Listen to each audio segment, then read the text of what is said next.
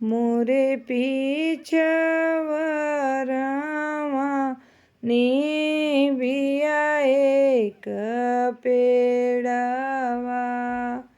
पुरैनी लहालरी दे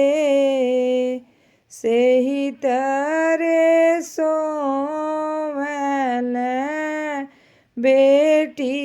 के पापा हो निंदिया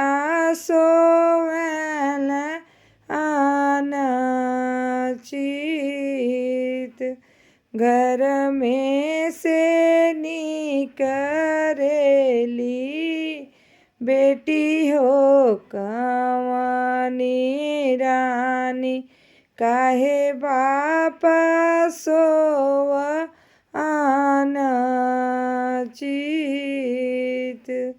केही हो तुहरे बेटी तिलक चढ़ाई है हो के होरिनी है जगी बात के ही हो तुहरे बेटी सजना समरी है के हो दिहाए कन्यादान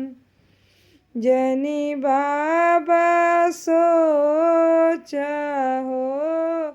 जनी हो बिचारा जनी पापा सोव अनचित भैया से भतीजवा मिली तिलक चढ़ाई है हो भाभी मोरी रीन जगी भात चाचा पीतिया मिली सजना समरी है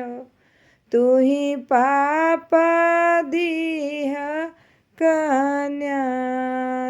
कन्यादान चाचा पीतिया मिली सजना समरी है हो तू ही पापा दीह कन्यादान मोरे पीछवरावा निबिया एक पेड़ावा हो